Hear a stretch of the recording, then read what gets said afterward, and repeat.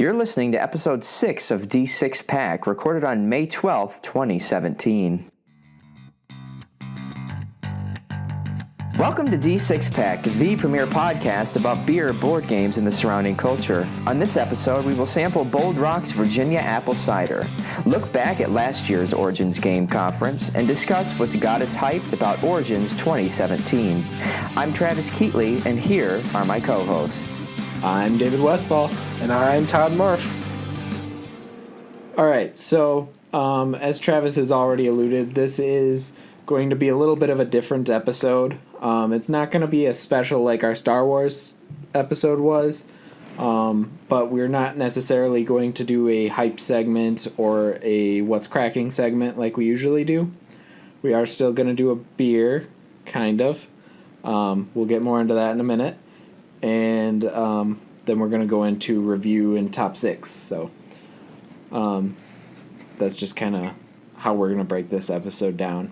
Also, I wanted to say that we are going to start putting timestamps in our show notes so that you are able to jump around in the episode. If for some reason you don't want to hear about our beers, you can skip straight to the talk about what's cracking. So It's all about efficiency. Yeah. Exactly. Also, I wanted to apologize. The Star Wars episode and episode 5, my mic quality was not the best. I had a little technical difficulty, but it should be fixed now, so we should be good going forward.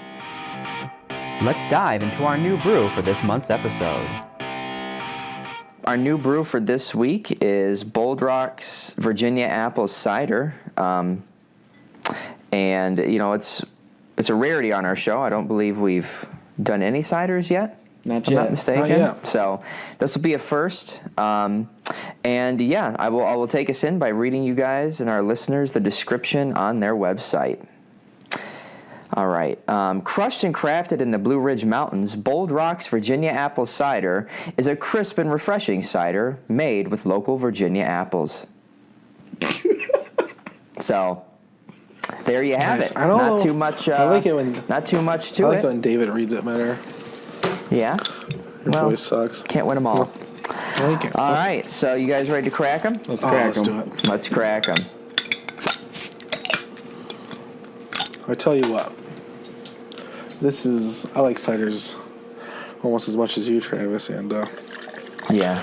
this is easily the most refreshing looking beer we've had so You far. definitely get the apple, the scent. Yes. I mean, I Yeah. haven't tasted it yet. But Instantly. It smells like apples. Very light color, very light straw color, almost clear. Looks like it's more clear than like apple juice. it kind of tastes like apple juice. It's very smooth. Yes, for sure. I'm so thirsty. Not This too is hard. this is gonna go. I'm This so is gonna go thirsty. down so fast. It's a good thing you got a backup tonight. It is good. All right. Okay. So I think with that, we'll move in to start talking about our review of last year's Origins. It's time for another in-depth review. Okay, so I'm kind of gonna lead the conversation here because unlike you guys were actually able to go to last year's Origins. I did not. So I want to know things just like the listeners. So let's start with just kind of, David, you would know more to this. Just kind of like the outline of Origins, kind of, you know, where it is, kind of like the size of it, and just kind of what to expect from the convention. Think you can do that? Yep. Yeah. So Origins, for those who don't know, is a fairly large convention held in Columbus, Ohio. It might be one of the only good things about Ohio. Heyo. Oh man.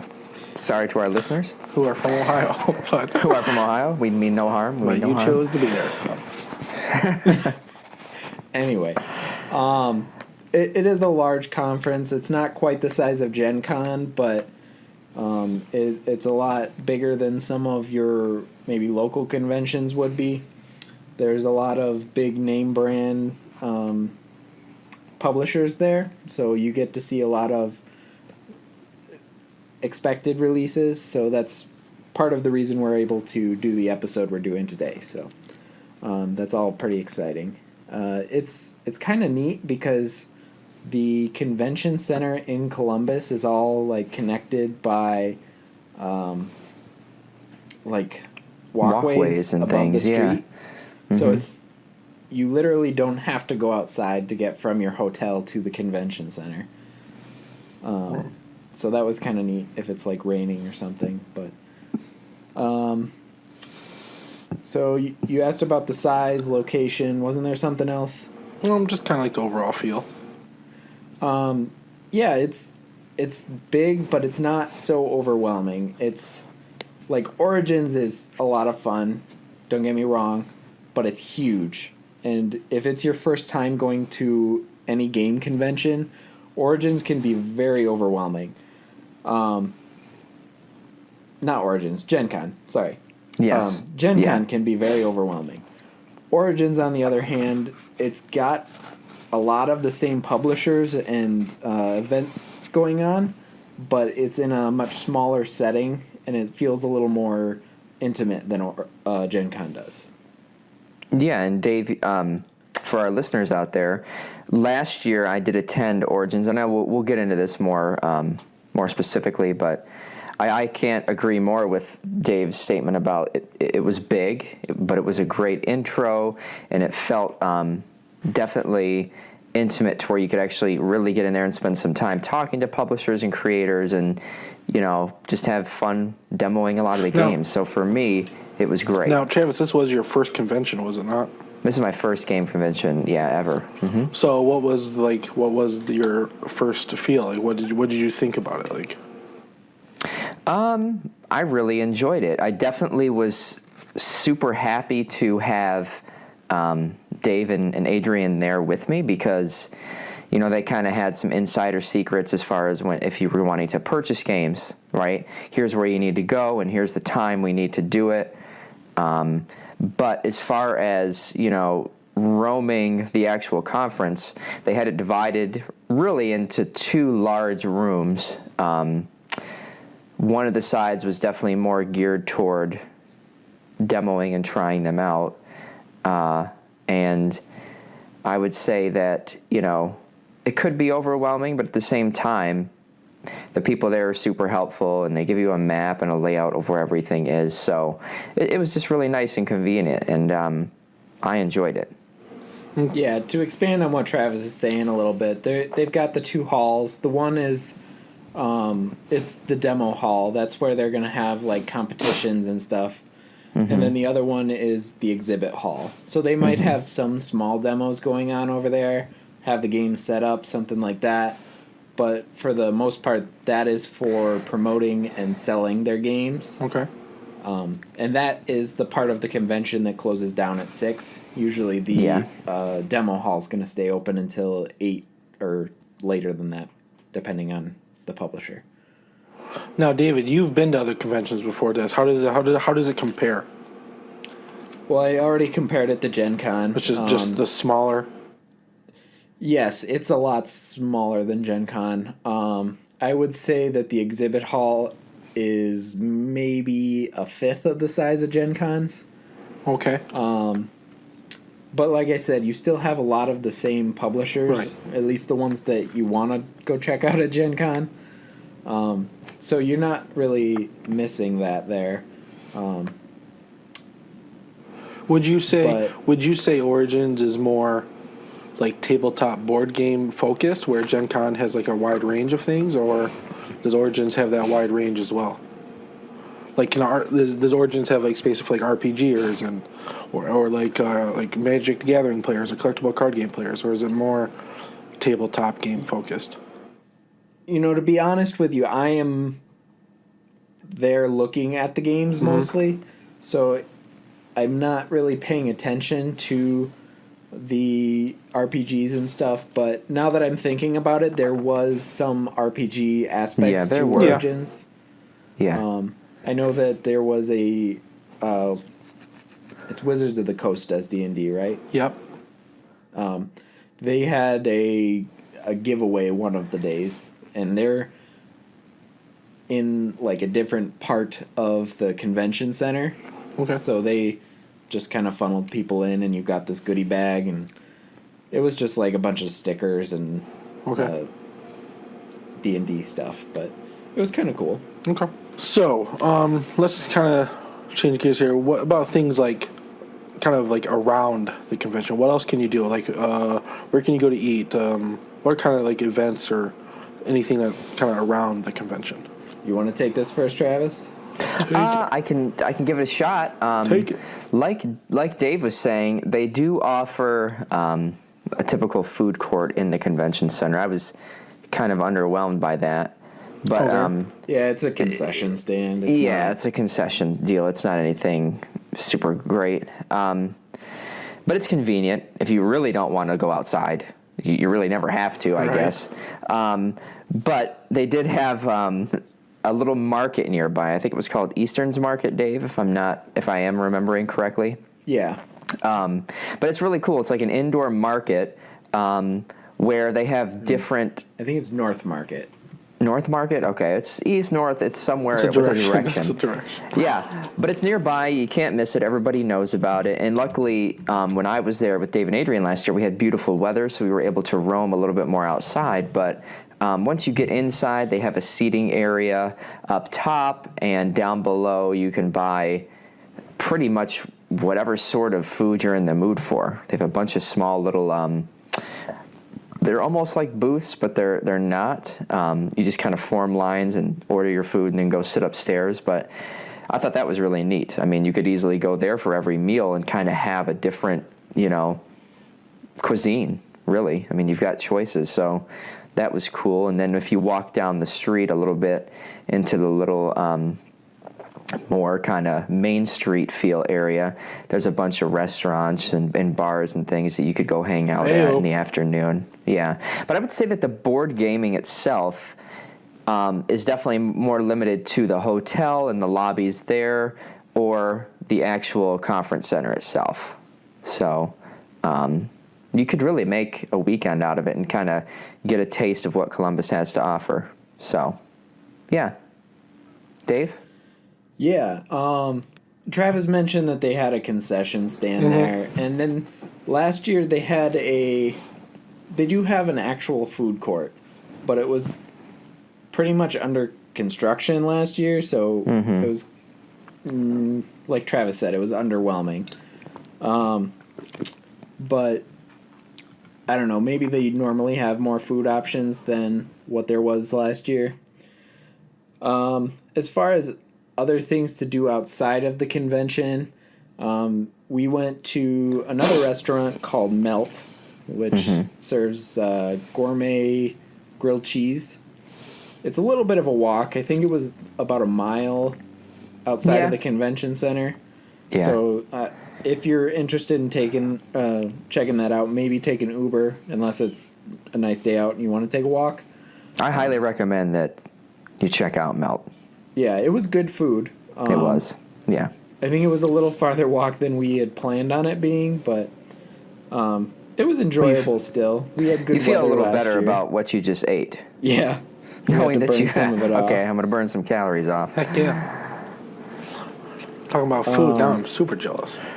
That was the main thing we did outside of the convention center was eat. Eat, a little bit of sleep, and a lot of gaming. Ew. But let's see. Well, I don't think this is going to be happening this year, but last year they had the Gay Pride Parade going on at the same time as the convention. Fun. So that was just kind of made it a little bit crazier in town. A little more festive. Yeah. But it was a good time. I enjoyed it still. I agree. There was a bar, and I'm trying to come up with the name of it. But it was... They did, like, this special advertisement in the on-site book for Origins, where if you show this coupon, then you can get... It's Barley's Brewing Company. And if you show them this coupon, you can get a free pint glass. And it was actually a pretty cool pint glass. It had the D&D logo on one side and the Barley's Brewing Company on the other. I know Travis missed out on that because he came a little bit later than the rest of us. And the pints were all gone by then, so unfortunately he didn't get to partake in that. But Okay. Story of my life. Adrian and I got 2 of the pint glasses, and they're pretty cool. They're on display downstairs with our shot glass collection. So, you have anything else that stuck out in your mind, Travis? Yeah, I guess just I didn't really quite know what to expect as far as guests and other visitors to a conference like this. I mean, what you have these preconceived notions of what it's going to be like just from seeing and reading and listening to people's opinions and things. But I was pleasantly surprised when I got there that people were definitely super welcoming, and they're like, yeah, come on in and play or try this. I know Dave and Adrian had a few other friends that would often want to sit down and game with us, but a lot of times you could find people you didn't even know necessarily and get a big group together to try out new games. So I found that it was definitely a very communal and welcoming thing. Okay. I don't know if you remember this, Travis, but so Travis bought Steampunk Rally at one of the booths in the exhibitor hall, and he was walking around, and he just ended up making a friend with some guy that saw him carrying it, and he wanted to get together and play the game later that night. Unfortunately, we already had plans, so that didn't end up working out, but Yeah.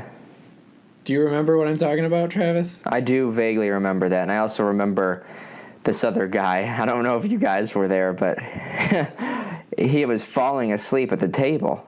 Oh, yeah, we were demoing I can't remember what it was. Scottish clans where you bid on the... Yeah.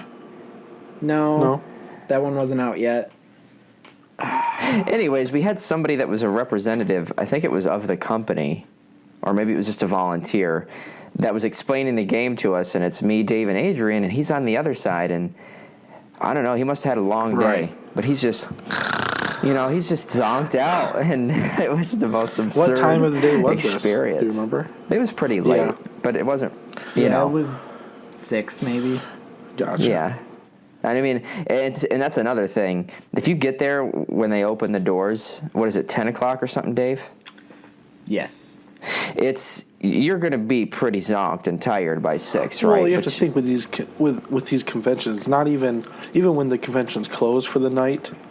The night's not over. No. I mean, for some people, this is like one of the only chances in the year to get to really explore the hobby and game a bunch. So they're staying up till the wee hours of the morning, playing with everybody. Like you said, everyone's friendly and inviting. So they're jumping in over here, jumping in over there, playing as much as they can before they just pass out. Isle of Skye. Isle of Skye. Okay. Yeah, Isle of Skye. That's the game we were demoing. Gotcha. Yes. And you got that game, don't But you, no, Dave?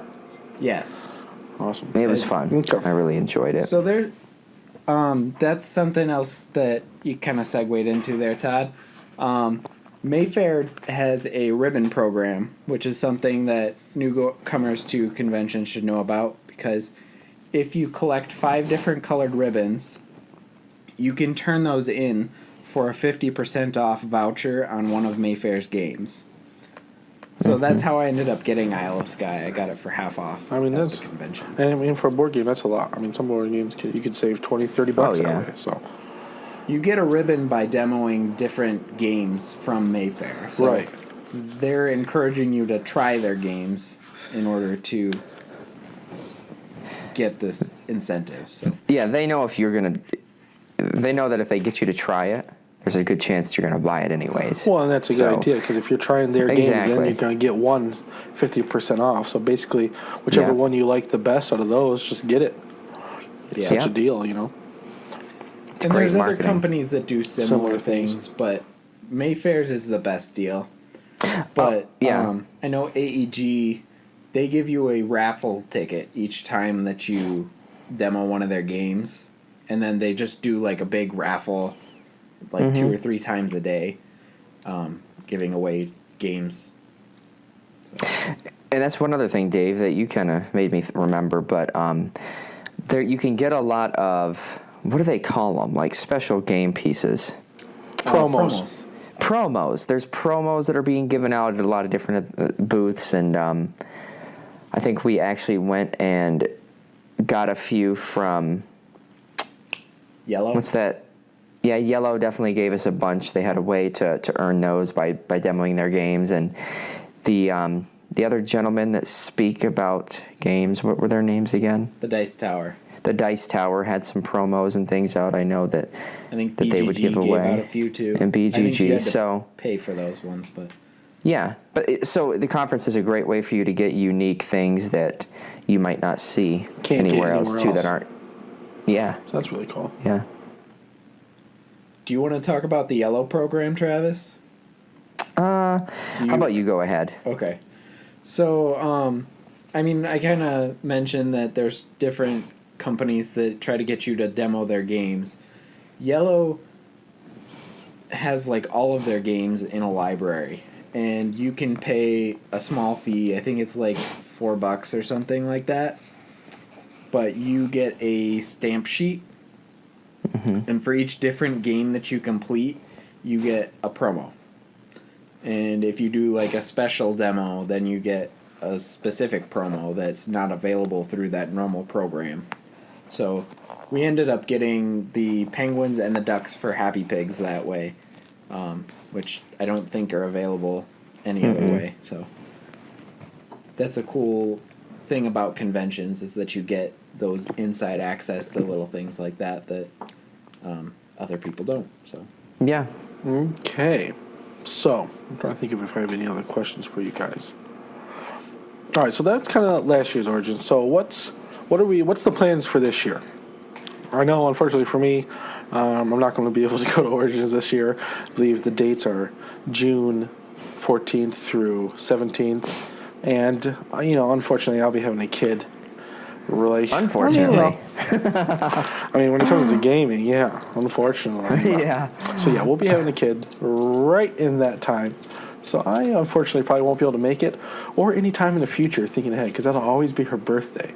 I can't play. Sorry, honey, can't go to your birthday. I'm going to play some games in Ohio. Well, so luckily for you, Gen Con is near your birthday. yes, so that's the only other way I get that. So kind of what are you guys' plans for this year? Trav? For me, yeah, I'm also not going to be able to attend this year, which is a bummer. But Gen Con would be something, depending on if I'm, around. As for our viewer or for our listeners who might not know yet, and for those that have been loyal, I do teach, so I have the summer months off. So it's kind of convenient that Origins happens basically right as I wrap up the school year, and then Gen Con is also in the summer, so I do have opportunities to travel to that. So this year I'd like to make an effort to get to Gen Con, but I don't think I'm going to make Origins. Now, if you could go, would you though? Origins?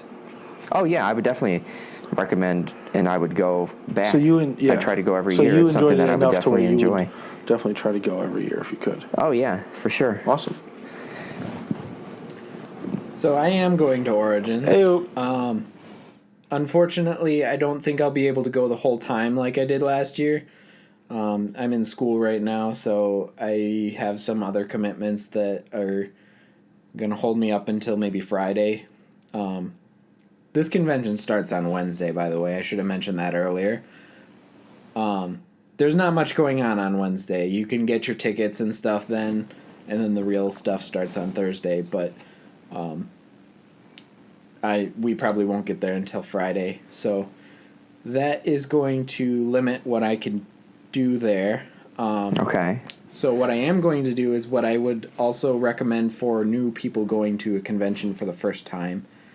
And if you're going to a little convention, there's probably not so much to see. Do all the events that you want to do. But at Origins or Gen Con, these are big events that there is so much going on that you can just walk around and it'll keep you busy for at least a day. So that's pretty much what I'm going to do.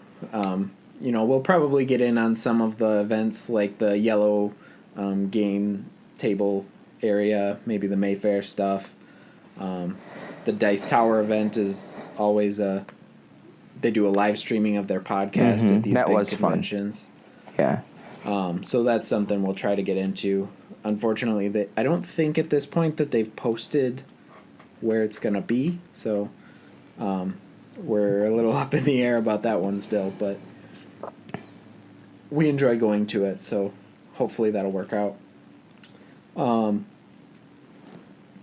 But yeah, we're just going to not focus too much on the scheduled events and just kind of enjoy the exhibit hall and get some demos in where we can. So, And I think just thinking way ahead,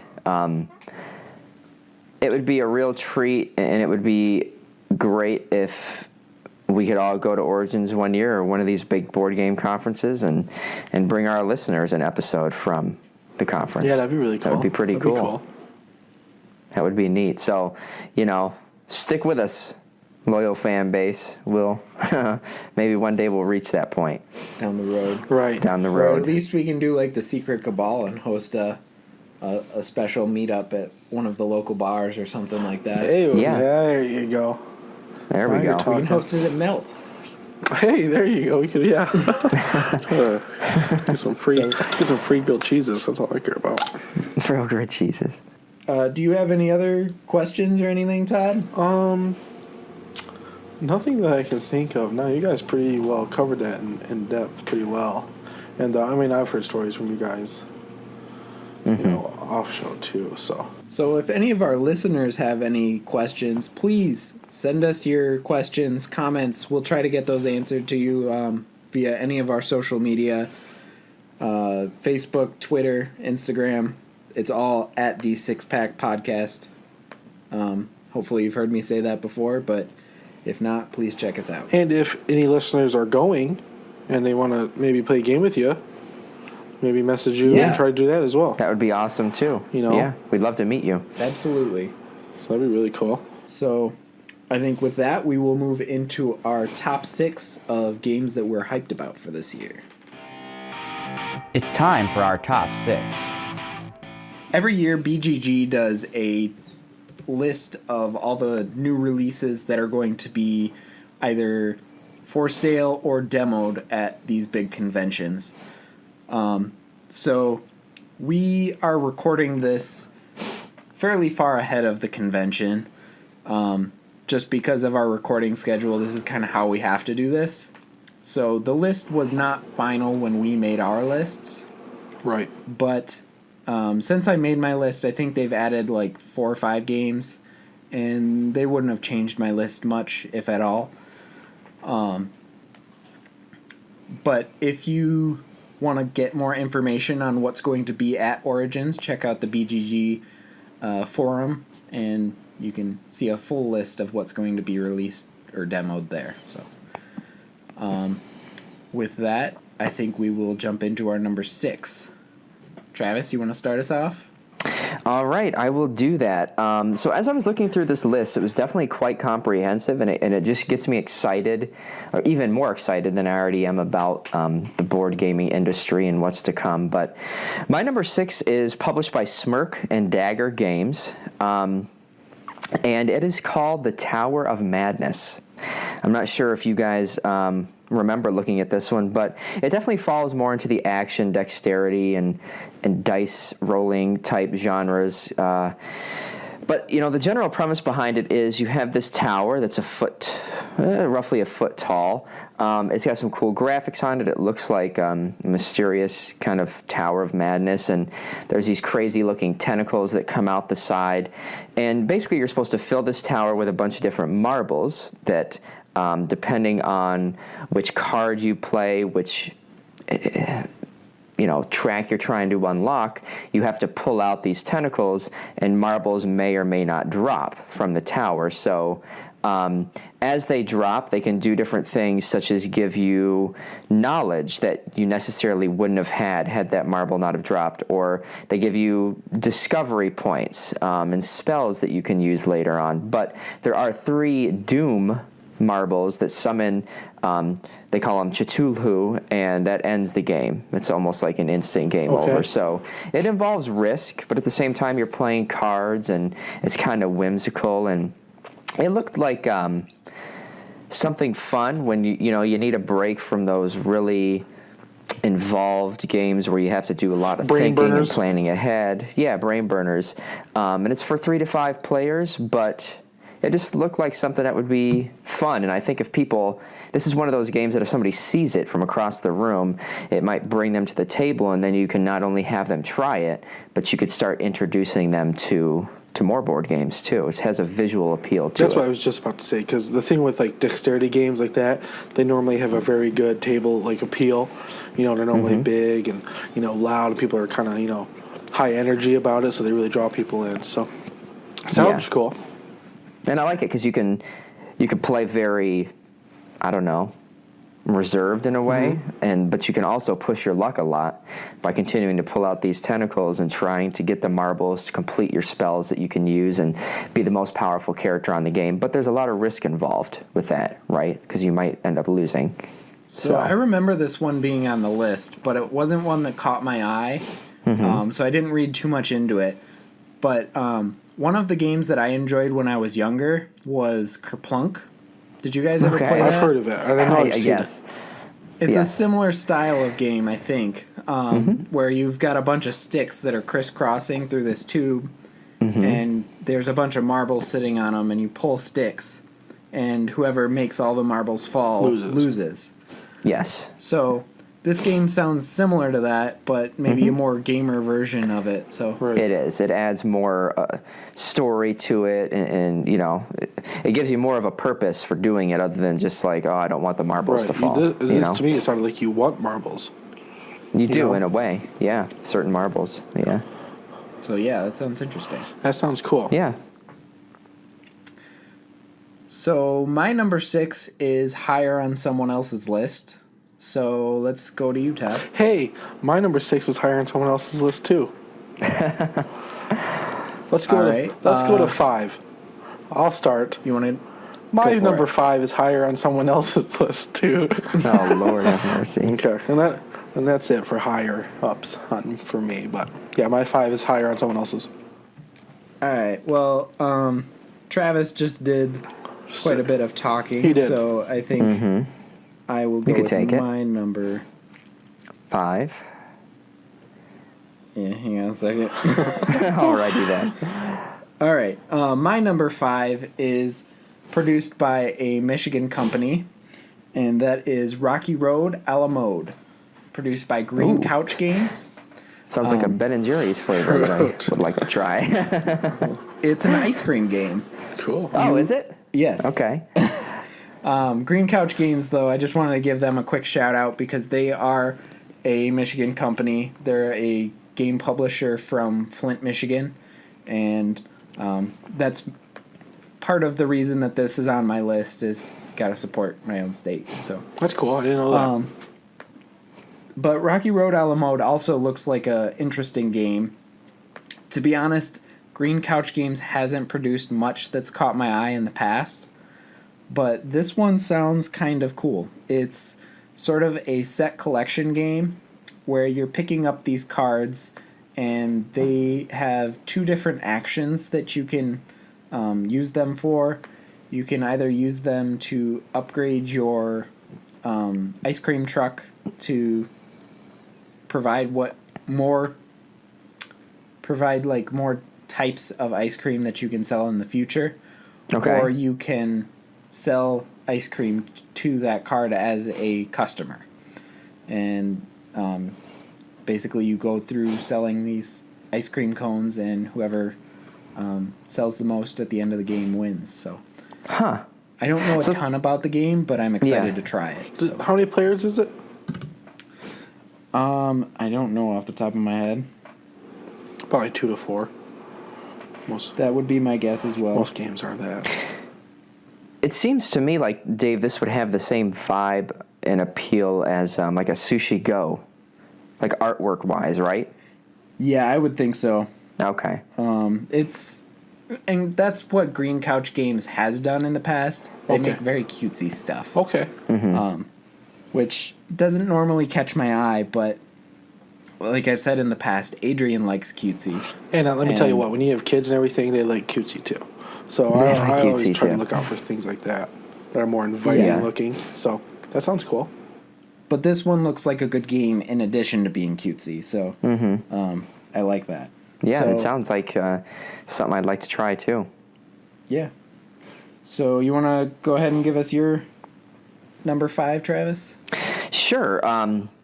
My number 5 is published by Cosmos Games, and it is called Exit, the game. They actually have a bunch of different games that kind of fall under this same, I don't know, umbrella of escape, but this one is the abandoned cabin version. And so in this game, if you're not familiar with it, the story is that your car is broken down and you're seeking shelter one night. You find an abandoned cabin, and like any good horror film, of course you go into the cabin, right? Why not? Why not? It's not creepy or Why anything. not? As So one that does. you go in, and then suddenly the door's locked behind you, the windows are barred, you can't get out. And this game is for 1 to 6 players, so it's definitely more rewarding if you play with others, but you could do it by yourself. But it's basically a board game version of an escape room, which I know are super popular, and I actually want to try one. I don't know if you guys have done it yet. I haven't, but I want to. But yeah, you get it. The board game's pretty simple. It's just a disc with different colors and numbers and shapes, and there's a card that's drawn that has a special combination on it. You don't know what that combination is, but you have to figure out these different clues or solve these different riddles and puzzles based on cards that you draw. And really, you have each other, your minds, in this mysterious book that you find in the cabin, and that you can search through and look for hints that will help you. But the goal is to work together to crack these codes and solve the puzzles and collect different objects to find the correct combination and get out of this room. So I'm a huge fan. You guys know, and listeners are starting to learn of cooperative games. Right. I'd rather cooperate with other people and have a lot of fun camaraderie and talk while you're doing it than... I mean, there are times when I'm into some deep strategy stuff, depending on the game, but this seems like something that could definitely be fun for a larger group. Yeah, I saw this one on the list, and I think it had at least 3 or 4 modules that they'll have available there. You know, They do. Exit is the name of the game, and then different things. So depending on what someone likes or what kind of story they want to try to solve, you know, they have different options to pick from. So that sounds cool. And yeah, escape rooms are huge right now. Room games, you know, simulating escape rooms are making a big push right now too. So They are. You know, hopefully yeah. this is a good one and it can stand out in a crowd. Yeah, I agree with everything you guys have said. I don't have much to add. So All right. Man, knocking it out of the Knocking park. them out. all right. So moving on to our number 4. You haven't had a chance to talk yet, Todd. No, You I wanna go? haven't. Okay, so my number 4 is crazy. I found this out earlier today. That David, you've actually played this game. Yeah. Yep, this game is called Not Alone Oh, by yes, I Stronghold Games, and Stronghold is producing it for the first time in the U.S. The person you played with, I guess they bought it overseas. So this game is for 2 to 7 players, and it is an asymmetrical game where it is 1 versus many. So in this game, one person plays an alien, or I think they call it like a hunter. Okay, and the rest of the players play like these humans or survivors who are trying to escape the hunter. All right, and in this game, you're going to play each side. You will play cards that do different actions, whether it's the people to hide or, you know, kind of distract the alien or you know, kind of fake where they are. And the alien plays cards to try to hunt the players, find where they are, and kill them. So that's kind of there wasn't that much information on it on the website, but like I said, thankfully David has played this, so we can kind of get a little more information from him, to know exactly what the game is like. Yeah. So this wasn't one that actually, it wasn't one I would have considered if I hadn't played it. And in this case, it didn't make my list because I've played Right. it. So, either way, it probably wouldn't have made my list. But having played it, it's a good game. Okay. So it's kind of an action selection game. Okay. You have a hand of cards, which is just numbers. And you're going to play one of those numbers, which has some sort of a special action on it. Like it might move you along the track. And the goal of the humans is to get all the way up this track and not die in the process. Mm-hmm. Whereas the alien wants to kill the humans and assimilate them into the planet. Yep. Makes sense. Classic aliens. Classic aliens. So anyway, the humans are selecting these location cards, and then once they've selected, then the alien guesses what they've selected. And if he guesses the number that they played, then he catches them and moves closer to assimilating them. And it was actually a lot of fun. There's upgrades, like you can get additional cards into your hand that you can play down. And that's really cool. But I'm a little confused because everything I've heard about it says that it's really hard for the alien to win. But in our games, the alien always won. Okay. And we played this maybe 3 or 4 times in a row. Were you Because it's actually that good. Were you ever the alien? I was. Once or twice. And like I said, the alien always wins. Gotcha. So you always win, basically. Maybe it's just you. No, but I wasn't the alien every time. Okay. And the first couple of times we got crushed by the alien. So it was, I don't know. It's interesting. And it's one that it's hard, but it's like you feel like you can do better. Right. So you want to keep playing it. And I mean, like I said, we played it 3 or 4 times in a row because it just hooks you. Okay. And even if you're Yeah, it losing, makes you it's wanna one say- you want to try to beat. Right. That's yeah, cool. like let me try this new strategy or whatever. Yeah. Well, there isn't nothing wrong with the game that you want to play again and again. That's the Right. goal. So that sounds good. I think I have here. It says it's $30. 30? Yeah. Does that seem all right, or That might be a little high. probably wait till it's on sale, maybe somewhere else, cool stuff, or Amazon? Yeah, I don't know. I mean, I guess I'd pay some, like 20 something for it. So 30's not too that much. high. You might be able But, to get a discount at the con or something, maybe. It's basically just a deck of cards, and then you have like a small board and like 3 counters. So I'm not sure that's worth $30. Right. Yeah. Component wise. Yeah, Yeah. but it's fun. Yeah, gameplay wise, it sounds good. So, yeah, that's not my number 4. and That the sounds art cool. is amazing too. Yeah, so. that's cool. There wasn't. I didn't see anything of the art online, so that's cool. That's good. I think I'll go with my number four now. So my number 4 is Century Spice Road by Plan B Games. Okay. And I don't know a ton about this game.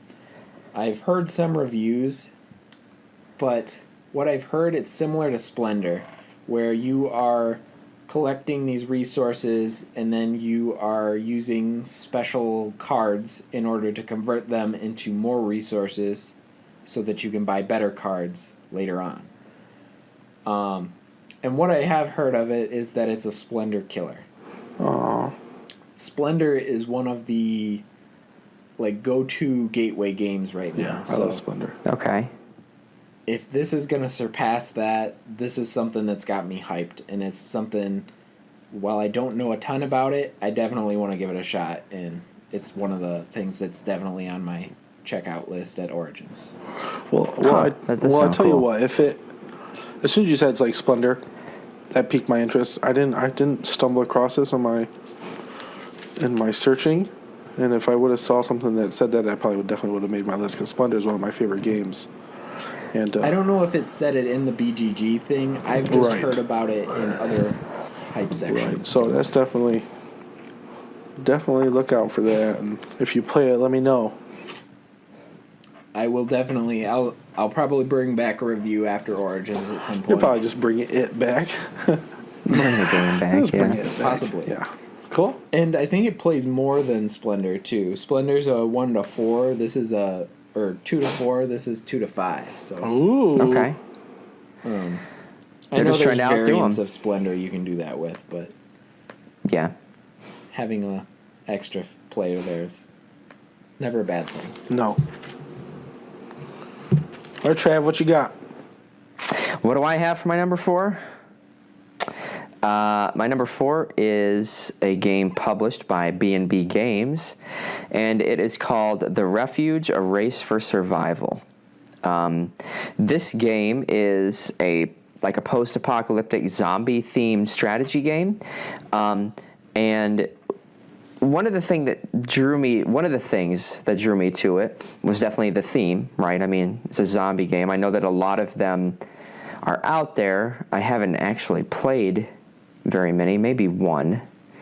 And it might have been Dead of Winter. I think I tried that once, which is on a whole other level compared to this game. But You didn't try that with Anyways. me, so that's a surprise. no, it wasn't but- with you. It was with somebody. I can't remember where it was. But that was a lot. That was super involved. This game, they say, can range anywhere from like 10 minutes to an hour, depending on the skills of the players that you're with. So if you're with a dominant player who has played this a lot and knows all the tricks, it could be pretty tough for you. So this would definitely be something you'd want to play multiple times with a group of people so you can get better at it. But basically, you start at one end of the board with your little player figurine, and then spread out throughout the rest of the board are zombies, and they have different abilities, ways they can attack you, ways they can defend themselves.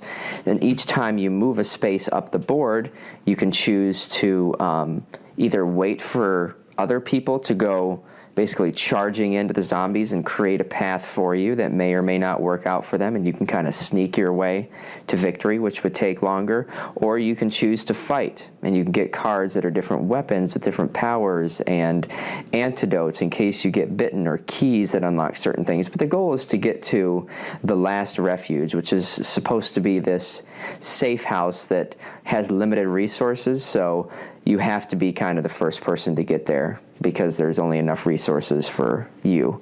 But, it seems like a pretty fun game. I mean, I love the theme of it and the look, and you could paint all the figurines too if you wanted to. They don't Right. come painted, so that would be really neat. Dave? So I've actually played this game. Oh. You have? Oh. This was a Okay. Kickstarter, and the backers have already gotten their copies, so that's how I played it. You have it? I did not back it. I played Oh. someone else's copy who did back it. Cool. Well, cool. What did you think? It was interesting. Okay. Say more. It wasn't a bad Say game, more. but it didn't give me the post-apocalyptic zombie feel. It Okay. felt a lot more like a racing take that type game. It sounds so- like it. Yeah. Because so Travis mentioned that the zombies are moving around, and I don't know if you would know this from the description that you got, but it's actually the players that are moving the zombies around. That's what I meant to say if I misspoke. So The zombies don't move on their own. That's not what I meant. Yeah. Yeah, so like based on the space you move into, it may be a space that allows you to move the zombies. It may make you Okay. safe from the zombies.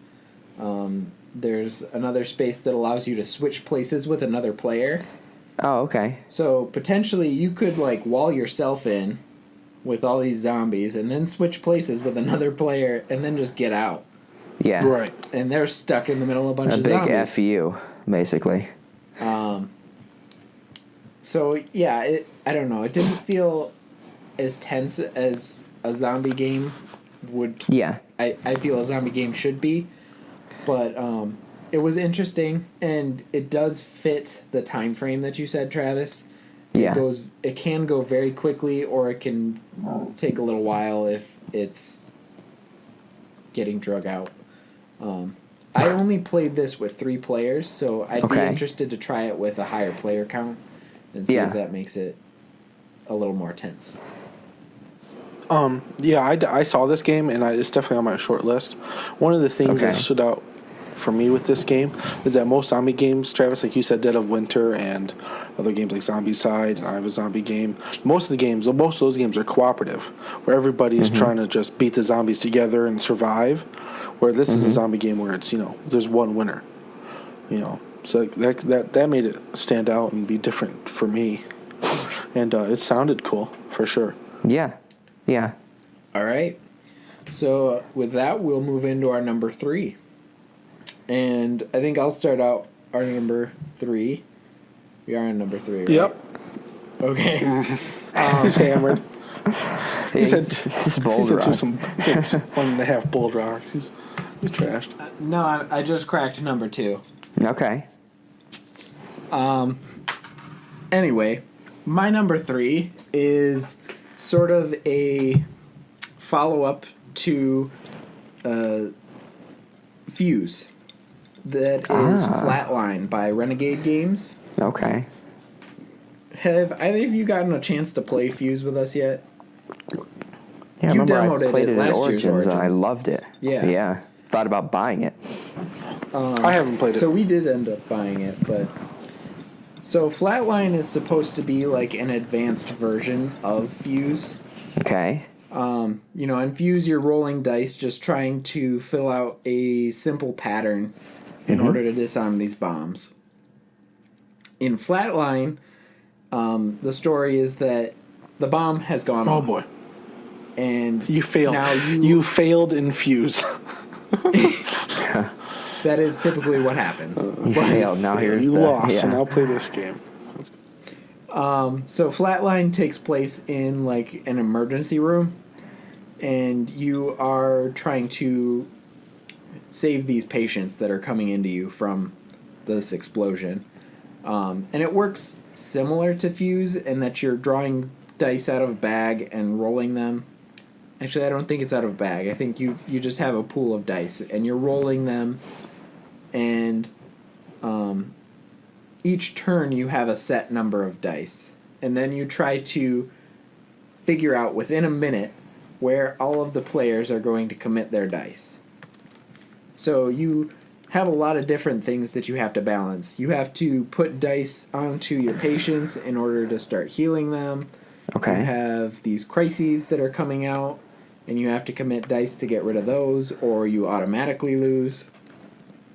There's also these, I don't remember what they call them, but there's cards up top that will cause like disadvantage to you each round based on another die roll. Mm-hmm.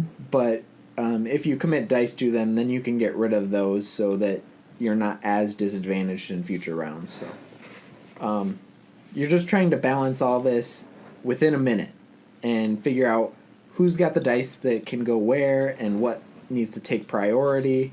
So it's going to be crazy fun like Fuse is, and Yeah.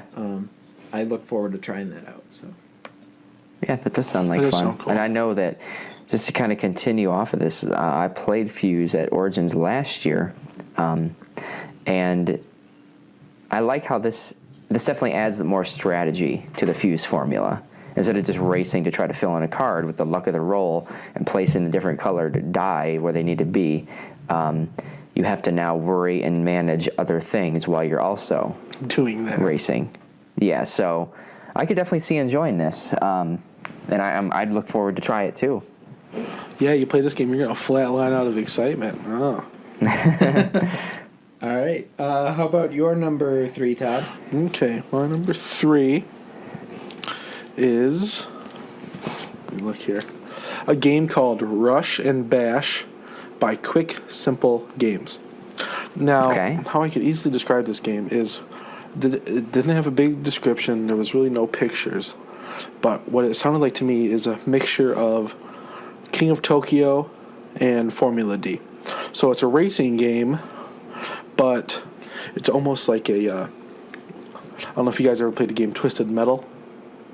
Oh, You yeah. know, it's You and I played that all the time. We played that all the time. So that wasn't really racing; that was just more car destruction. But this is racing and car destruction. So you're shooting missiles, launching bombs, all that while trying to race around. And it's got a modular board, so the track can change up each time. It has it comes with a championship mode where you can like customize your cars, you do multiple races and everything like that. So sounds really cool. It's only for demo at Origins.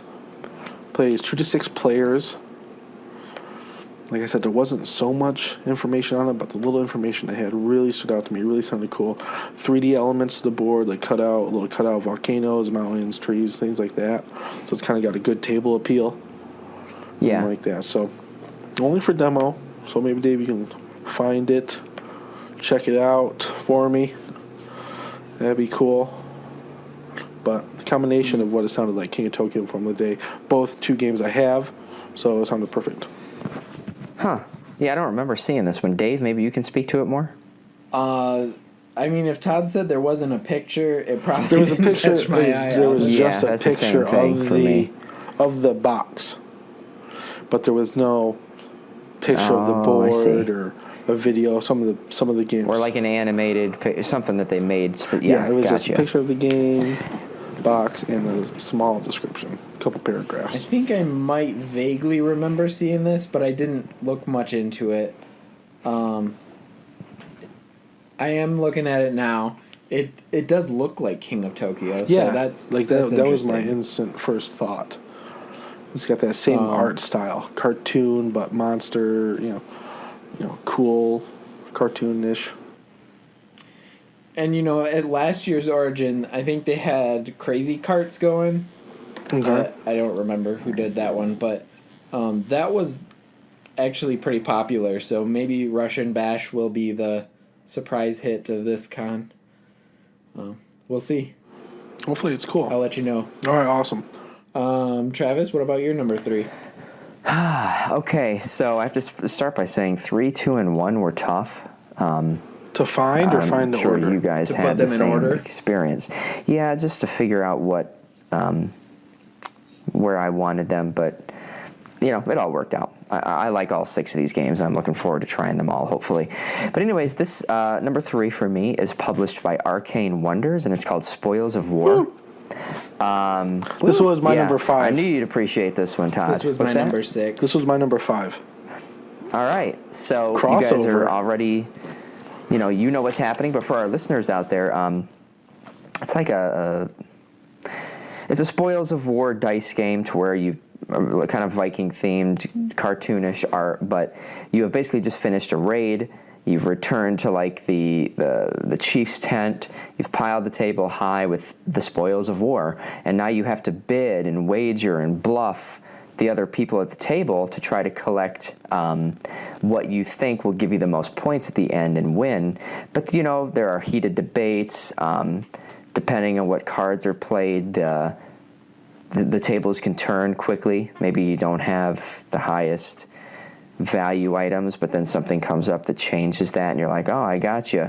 But the winners of each round get to claim whatever prize that they've bid on, and each person is rolling dice to figure out who gets to bid on what and how much you have to spend. But it looked like fun, a quick, good time, something you could just really get into and enjoy some time with friends at the table. So to elaborate on what Travis said, and I don't know if you would know this, but this is actually based on Liar's Dice. Didn't know that. Which is, if you've seen Pirates of the Caribbean, they're playing that little dice under the cup game on Okay. the Davy Jones ship, Yep. I think. But yeah, this game is based on that, and it adds sort of a more gamer element to it. So not only are you rolling dice and then bidding on what the number under the cup is, you're also trying to split the loot afterwards. And there's also, I believe, a mechanism where different people can jump in on your bid. So, Okay. like, if I say, I think there are 7 threes under these cups, and then Travis says, no, there's no way there's 7 threes there, then all the other players that are in the game get to pick who's right. Yeah. So, Ah. I'm not entirely sure what that has It's kind of like BS. to do with, like, how Like the that kind of spoils are element. split. Like, Yeah. if all the winners split them or what. But, yeah, I think it'll be interesting to see how this plays.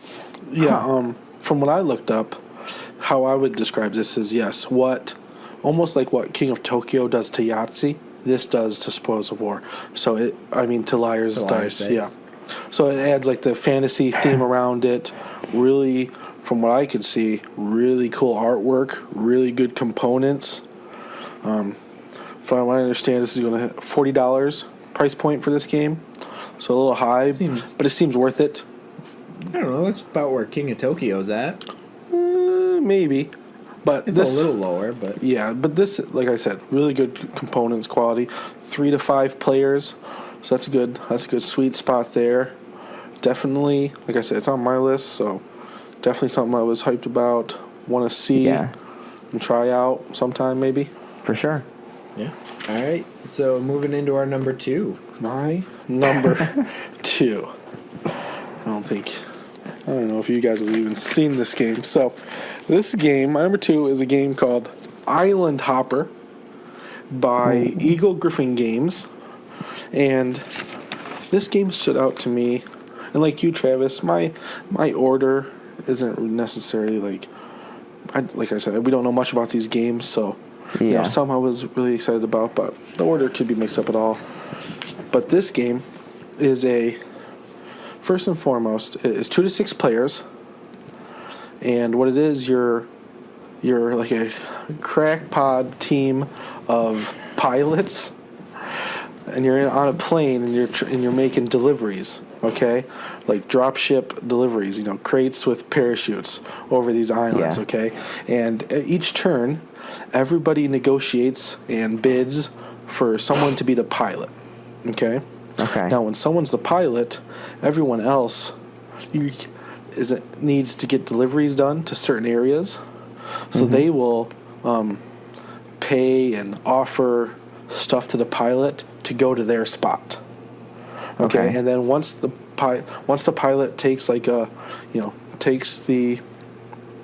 picks who they want to go with and takes the reward, then a dexterity portion kicks in where the person as a pilot closes their eyes, okay, so they can't see the board anymore, and there's a bunch of islands on this board and everything, and you grab a pile of tokens, which are the supplies, and then you have to put your hand up high and fly over these islands with your eyes closed, with your hand clenched, and when you think you're over it, you have to let go and drop the stuff. And if the stuff lands on where you need to it counts and you score, and if you miss, then it doesn't. And so it's like this. There's just like a couple games in one here, Okay. So that really stood out to me. What do you guys think? Huh. I don't know if that's something that would appeal to me. I see. I like dexterity and things like that, and just the. Yeah, I do too. I'd like to try it. I'll take a look at it, but I don't know. Dave's not impressed, in case you can't tell. The art scene. This is where you guys need to go to Origins, because anything I bring you back on this is probably not going to be very good. Right. Let's see. It's gonna be biased. They didn't have a lot of art. Exactly. They didn't have a lot of art for this one. It was just the box cover, but it looked good. And like I said, just that idea of forming teams, kind of, and you have to work together. And I didn't say I don't know if the people can talk to each other, once you have your eyes closed and moving around. So that could be kind of like the game within the game, in that. So it sounded cool to me. Yeah. That's my number 2. Wow. Nice. 2 to 6 players, yeah. All right, I'll go with my number 2 now. Okay. So I'll say for my number 2 and number 1, I don't really know anything at all about the gameplay. I am picking these based on other things, which I'll explain. So, my number 2 is the New Orleans expansion. So I have the first Orleans expansion, and I haven't played it, but I've read the rules, and it sounds good. But what I have heard is that the second Orleans expansion, which has already been released in Europe, is 10 times better than the first one. So, Okay. if there's any shred of truth to that, I'm definitely interested in it. I already like Orleans to start with, so if you can make that better, that's... Then bring it. Yes, absolutely. So I'm super excited to give this one a shot and see how it plays. Okay. Yeah, anything that expands Orleans sounds good to me. I really like that game, so we'll have to test it out when you bring it back. 'Cause I can almost guarantee you're going to get it. I can almost guarantee you're going to get it. There's a lot of things that... This is going to be a hard convention for me. Like, I'm going to have to limit my Control purchases. yourself, Dave. No, don't limit yourself. Well, I don't have that much shelf space left. Buy another shelf. You guys you have space for a shelf. Not really. Small Just shelf. pack it in, but... Small shelf. Anyway. How about your number 2, Travis? You guys probably won't be surprised by this, but my number 2 is by Pretzel Games, and it's called Flick 'em Up Dead of Winter, Oh. speaking of the zombie theme. So this game, unlike the other Flick 'em Up expansions that have actually come out to add on to the original Flick 'em Up, it can stand on its own. Totally different theme. Now we're talking zombies, and again, post-apocalypse. It definitely falls into the dexterity Realm. category. Yeah, the realm. And basically, you are trying to survive a zombie apocalypse. They give you different scenarios to where you can set up all of these. And this is what really, one of the huge things that draws me to this game, other than the dexterity part, is the illustrations and the cardboard cutouts, and the fact that you can set up these towns that are detailed and kind of whimsical, and they have some humor to them, but you're a character and you're trying to survive this onslaught of zombies. And so what kind of sets this game apart from the other Flick 'em Up games that I've played and expansions is that the zombies can actually slowly move toward you, and they can change positions on the board, whereas in the other Flick 'em Up games, they don't. The opponents, the meeples that are spread out throughout the town, don't move as much. So you're trying to fight them, and you can attack them in different ways with different tools.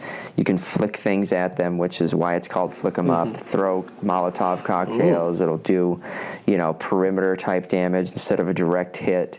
But it just looks really, really fun, and I enjoy setting this up on, you can picture a dining room table taking up the whole thing and just looking at it. It's just cool, and how you can set up the town in different ways and have these different modifier cards and health tokens, and they can be fun, and it can take a while, depending on how good you are at flicking.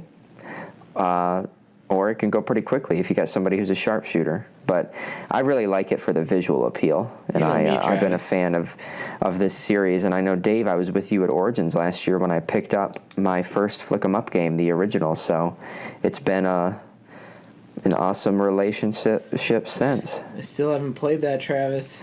Hey, you got to come visit. Well, you got to come visit. Okay. All right. Yeah, I haven't played it either, which I'm You've bummed got the about. summer off, okay? I'll bring it with me this summer. better. We'll get together and play it. All right. Anyway, like I was saying, I still haven't played Flick 'em Up, but I have played Dead of Winter. Yeah. So, just based on that, I'm interested in the game. Yeah, what so. could go wrong, Go right? wrong. Well, that and the fact that your praise of Flick 'em Up is enticing. It's always so, high. Yeah. I'm interested to check it out and see what it's All right. like. So. Yeah, I haven't played Flick 'em Up or Dead of Winter, but I know that both games are good, so a combination. It's got to be awesome. I mean, you can slap zombies on almost anything for me, and it is cool, or almost better. So that's cool, for sure. All right. So with that, I think we will go into our number ones. Oh, boy. Any takers to go first? I can go ahead. All right, go for it. All right.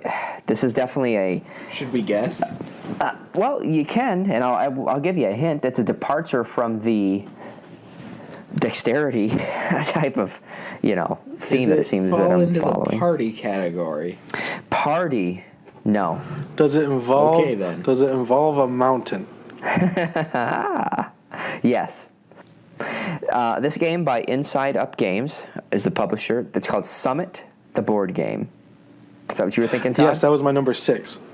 That was your number 6? Yep. This game is, I don't know, I'm so excited about this. I read this one book way back in school, or back in college, that was about a mountain climber who was climbing Everest. It was a true story, and so when I saw this, I'm like, oh, this piqued my interest. I kind of like these adventure-type themed games, but the thing that really caught my eye about this is that it's kind of an evolutionary and ever-changing game. You're never going to have the same board twice because you're teamed up. It's a cooperative game. You're teamed up with 1 to 6 players, and your goal is to ascend a mountain and then descend back down safely. The thing is, you only need one person to do that to win, right? You don't have to have the entire team make it up and back. So, as you're all going along, not only are each of you collecting resources like oxygen, food, health that you can share in different tools, you can share those with one another in case somebody is super close to reaching the summit. You can decide to sacrifice and, hypothetically cut the rope of a player. Right. Send them to their death, to the back, whatever, if that will benefit the team, right? So that's part of it, but you're also trying to, in a way, race to the top and get back down, and you get little tokens that you place that are like trapezoidal shapes that actually form the board game. I know you guys have probably seen climbing walls before, but you have different footholds and handholds as you go up, and the board actually evolves and gets built as you ascend. So you can't really necessarily plan ahead for what's coming because you don't know what card you're going to flip over, that's going to define what the next move is, but it's more of a reaction type game, and it definitely encourages and requires you to work together, and it says that it could take anywhere from 40 minutes to 3 hours, which seems like a long time. Well, because one of the things, it says it plays 1 to 6 players, so that could definitely differentiate on player count. Yeah. Yep. Piggybacking off what you said, I have this game on my list. It was number 6, so it's closer to the bottom. And like you said, co-op games are awesome and everything like that. But this also has a competitive mode where it is just either the last person standing or the person who reaches the summit with the highest victory points. So they said it has this. They call it the karma mechanic. Yes. So where you can choose to help somebody, and that will give you victory points. Yes. Or you can choose not to help them, which puts them in a worse situation, but you're not getting extra points on top of it. So you kind of have to see. But it benefits everybody in a way, right? You have to kind of judge how you're doing. Is someone else ahead of me, and they might finish, and they might have more points than me, so I might need to help this person, which will keep them alive longer, giving them more points, and they might beat me. So it's just, so that's, like they said, karma mechanic. That's really cool how they described that. Yeah. And one last thing I'll add before Dave shares his opinion too. I like how they added so many different layers that make it more realistic. Like Todd saying, the karma mechanic. They've also got the mountain being constantly changing and evolving, just like a real mountain would be. You've got a Sherpa track where you're going to get guided from a Sherpa, who's supposed to be there, who is kind of helping you, knows the mountain, can help you get there more quickly and more safely. And then you also have a time of day track that adds in like weather. And it's going to be harder to climb when it's dark, right? Versus when it's the middle of the day and there's light. So it adds in a lot of different obstacles. And I could see how it would be fun for that reason. So I'm really looking forward to trying this one out. So I don't have a lot to add to what you guys have said. This isn't really one that caught my eye, so I didn't look into it. It does sound like kind of an interesting twist on a cooperative type game. So the karma mechanic Todd was talking about sounds interesting. So I might check it out at the convention and see. Please do. Now, the unfortunate thing is it is only for demo at the convention. It is not going to be released until Q3, is what it said on the post. So that stinks, but I've got plenty of other stuff to buy. yeah, we're not worried about that. Yes. All right. I'll go next with my number one because I don't think either of you guys have this on your list. No, any crossover has been said for me. So this one I picked primarily because of the theme and because of the publisher. So Gale Force 9 has done an amazing job with taking IPs and turning them into really solid games. And up until now, there has not been a solid Doctor Who game. And I don't think it's come up in the show yet, but I am a huge Doctor Who fan. Yep. And I don't think it's for sale, but they are going to be demoing Doctor Who Time of the Daleks at Origins. So that, like I said, with my number two, I know nothing about the gameplay, but just based on the theme and the publisher, I'm super interested in checking this one out and seeing how they implement the time travel aspect. And, Gale Force 9 does amazing with IPs. They do. So. I mean, I have heard that. So that's a good thing to have a solid foothold for that. To boost I have off faith that they'll do well with this one. So But I'm excited. for me, the theme, it could be called Doctor Who. Who cares? I agree. I can't say it that excites me, but that's but I'm not I haven't. putting But David's I also passions have to down. say I haven't seen any of it. So, if I watched it, maybe I might like it. But just that the IP alone doesn't. This is a little bit of a tangent, but you got to give it a shot. Okay, Oh, I will. didn't think I'd like Doctor Who either, but after I watched the first, I think it was about the end of the first season, I was hooked. Okay. Yeah. And when I say the first season, I mean the first season with the 9th Doctor. Jesus. Yeah. So the first season. I think that's what. That was the first season after the reboot. Okay. Anyway, that was my number one. Anyway, I don't know enough to. I'm not saying it. I'm not putting it down, for sure. Right. There's a lot. Doctor Who has a huge following, so you guys may not be on board with me, but hopefully some of our listeners are. Oh, Does I'm it sure. does it say at all like what type of game it is? Like cooperative or? So this isn't one that's on the BGG list. Oh, okay. This is something I found just on Gale Force 9's website. Gotcha. That they're going to be demoing it there. Okay. Yeah. So we'll definitely check that out. I've heard some whispers about. Oh, I love a good whisper. But I'm not sure if I'm confusing it with another game, so I'm just not going to say anything. Okay. Okay.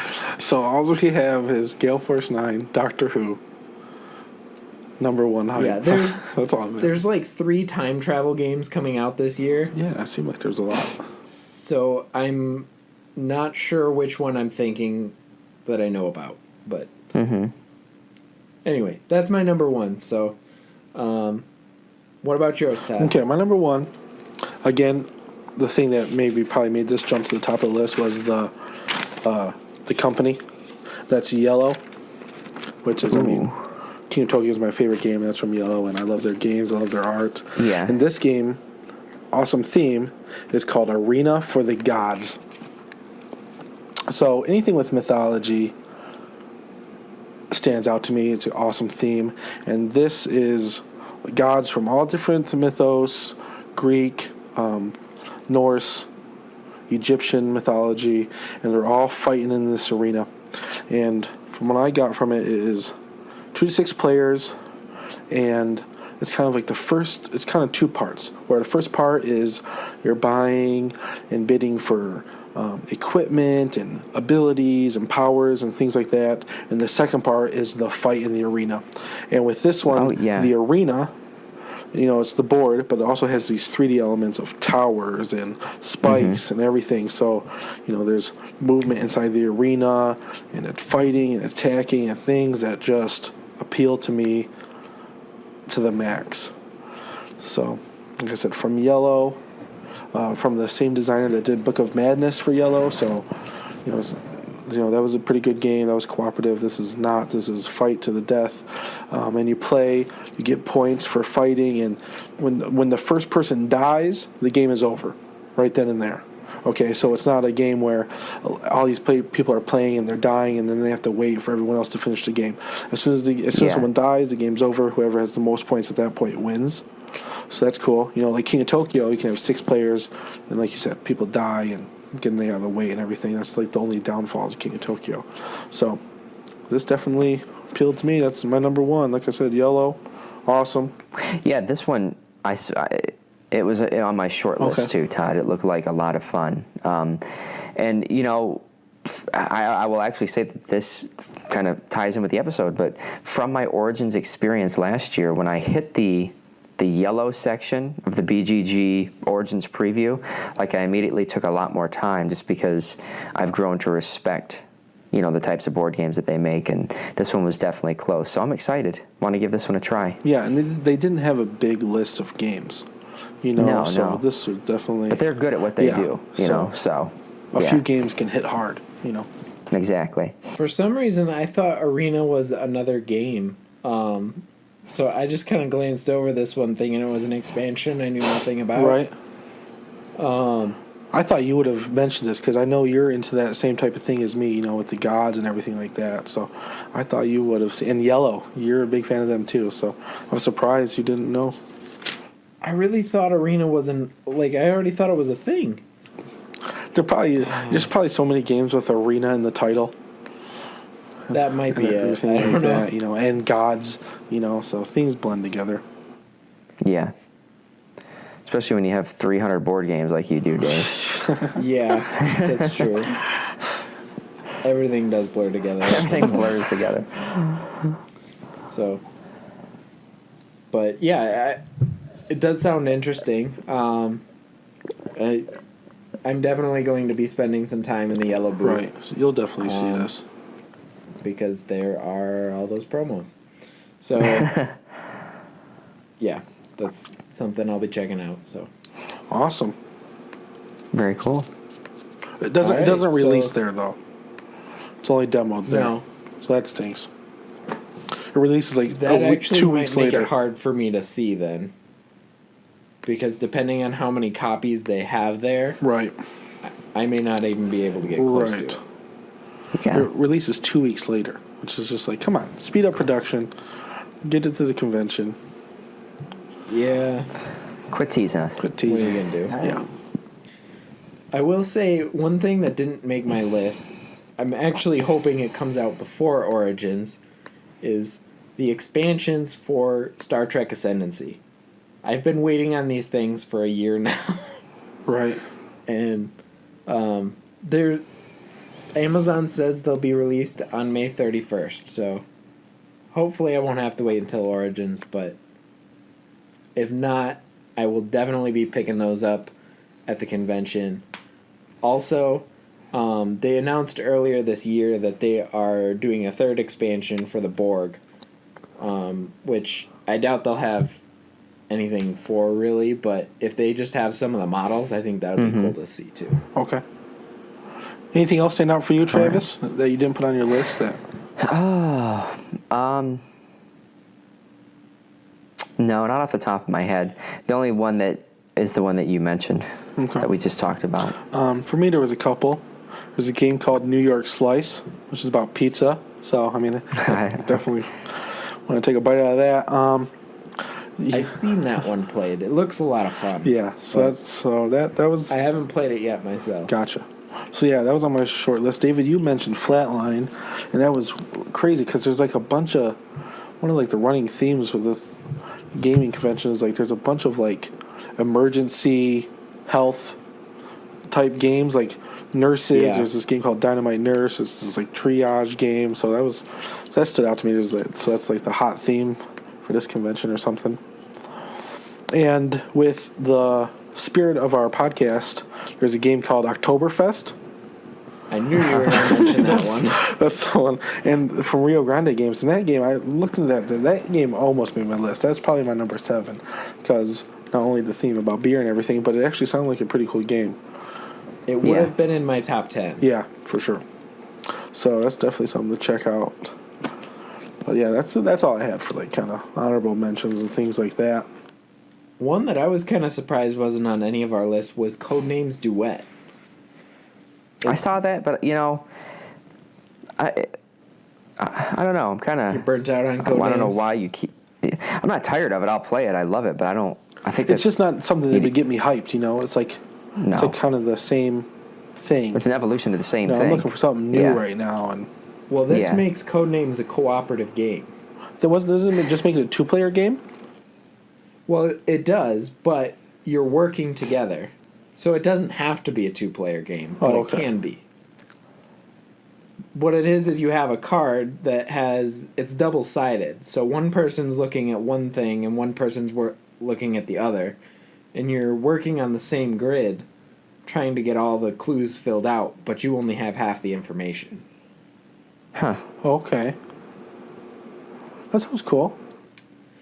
But Yeah, I didn't really look into it. I just saw it and kind of glazed over it, so that's my mistake. I'm super burnt out on Codenames, so Yeah. I don't know. But it was one that made my short list, but Okay. the other thing that I wanted to mention was there's a couple of trick-taking games that are coming out at this convention. Moons and Honshu were also ones that made my short list. Honshu, I've heard, is actually potentially a diamonds killer. I had Honshu written down, but then when I looked into it, the art didn't stand out to me. It looked kind of Isn't bland. it like cartoon dogs? Something, I don't know. The box made it look like it was going to be really pretty, and it didn't seem like that. But Yeah, I don't remember, but yeah, the review for that one looked pretty good, and I've heard really good things about Moons as well. So, those are some other things that I might be checking out at the convention. But I was gonna mention Oktoberfest if you had yeah, time. So. I figured you would when we were talking about it earlier. So All right, so that wraps our top 6 list. Let's move into our brew review. Let's review that brew. So we've been sipping on Bold Rock's hard cider sipping, throughout I've the been episode. fucking chugging this thing. I'm like, Todd was really I was thirsty. saving. I like literally saved my last bit for this. It's been like a half an hour since I've had a sip. Gosh. So, Todd, why don't you go first? What are your initial thoughts on this? Well, like I said in the beginning, I'm definitely a fan of ciders. And I'm not gonna lie, this is one of the best ciders I've ever had. Boom. It does not feel like alcohol at all. It feels like I'm just tasting this nice, refreshing, apple juice. just crisp Apple apple juice. juice that could it's not an apple wreck juice taste. me. Because I could blast through. It's very refreshing. I could blast through hot summer day. Case. A case. You order like a keg of this, and I would be happy. So the apple is there, but it's a good apple. Virginia apple. It says Granny Smith here on the Granny Smith cider right here on the bottle. So that's my favorite apple. So it's got that little bit of sour to it, but it's just got this no kick, no aftertaste, just these sweet notes, light and good. Oh, It's a treat. oh yes. I agree with you, Todd. I started like my conversion to beer with hard cider. Yes. And I really liked like woodchuck and what's Angry Orchard. Angry Orchard, yeah. And somewhere along the way, I started liking more bitter beers, and I found that some of those were too sweet. But I actually really like this one because I don't think it's too sweet. Right. It's there, yes, but it's not so overpowering that I think that I would get sick after I had a few of them. So Yeah. I enjoy it, and I think it's good. So Yeah. Well, I'm really, really happy that you two enjoyed this. And obviously I'm biased because I had no idea this existed until I, moved to the Virginia area. But now it's my cider of choice. I don't know that I've bought any other cider brand since I've been here, but, I've had Reds, Woodchuck, Best Damn Cider, I think is also a brand. But anyways, there's a ton out there. They're super popular, but I keep going back to this one just because it really is like the greatest blend of the sweetness with the tartness, and I don't know, it's refreshing. It's good on a hot day, and good for any time as far as I'm concerned. But I definitely enjoy it. Like I'm scared to have this around my children. Juice, and it just tastes like juice. They hurt themselves. all right, so I think we will break down to our rating scale. So for our new listeners, here in the D6 pack, we rate everything on a 6-pack scale. So if this is your favorite drink ever, this is going to be a 6. And if you just want to dump it out, it's a 1. Before we get into the numbers, though, I want to ask, and I don't know, maybe I'll leave this up to you, Travis. Are we rating this compared to other ciders or I think alcoholic that to be beverages fair, in general? I think to be fair, we should do this as cider. Okay, so we are Because comparing beers this and purely to ciders cider. fall Do you want to into do different- both? Just to, just to if you Dave. want to add in your if it differs, do you want to add in your other? I don't know if I can rate it compared to a beer. Right, they are Not the really same thing. different. It has different purpose. It's like comparing apples to Yeah, oranges. no, you're right. No, you're definitely It's like right. comparing apples to hops. Ooh, So Okay. we'll just go based Cider. on other That's ciders perfect. then. Okay, works.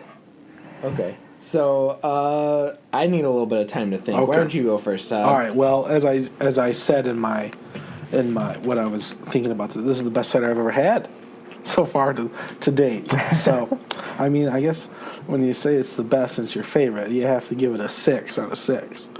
And it hit everything perfectly for me. As I said, the taste, the aftertaste, the sweetness, the sour, it is right there, perfect for me. I'd drink this before I even ate an apple. I mean, Bold Rock a day keeps the doctor away. I don't, to our listeners, I don't recommend replacing your fruit intake with cider. Okay, Especially not alcoholic cider. not alcoholic. David's the doctor among us, so I'm going to take his judgment That's over yours, true. Travis. So, Okay. In this case, I'm going to agree with Travis. okay. Well, yeah, 6 All out right. of 6. Would you like me to go, Dave? I'll go. Okay. We would let Travis go. We know what he's going to do. We do? Yes, Yeah, we do. we do. Well, we don't know what you're okay, going to do, so we'll go see ahead, you for Travis. last. Okay. Todd's right. You know what I'm going to say. I wouldn't have introduced this to you guys had it not been the best cider I'd ever had. So, from a cider perspective, 6 out of 6 all the way. I like I said, I buy nothing but this now. Do they have other flavors? Oh, yeah.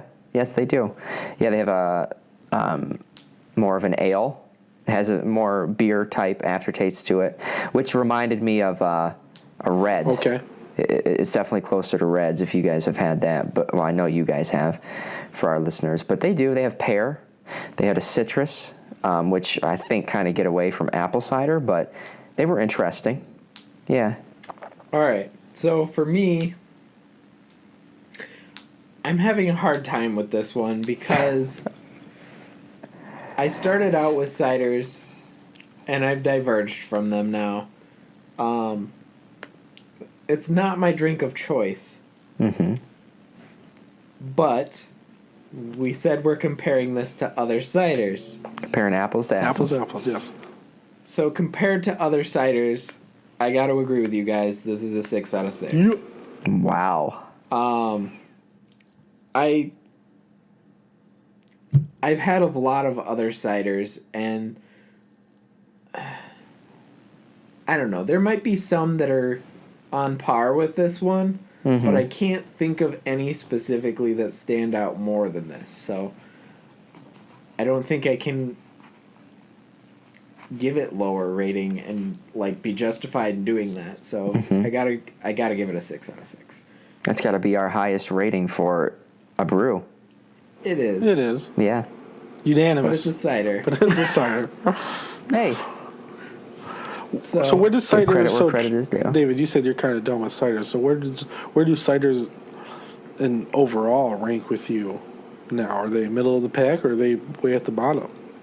they're middle of the pack. I mean, I wouldn't refuse one if someone were to offer me one. But that's not when I'm going to the store looking for something on a hot summer day, I'm not gonna grab a cider. That's no longer your go-to. Okay. The closest Fair I'll enough. get is Reds, but the typical cider is too sweet for me now, and I don't enjoy that as much. I completely agree with you there. That's why this one stood out to me, because it wasn't overly sweet.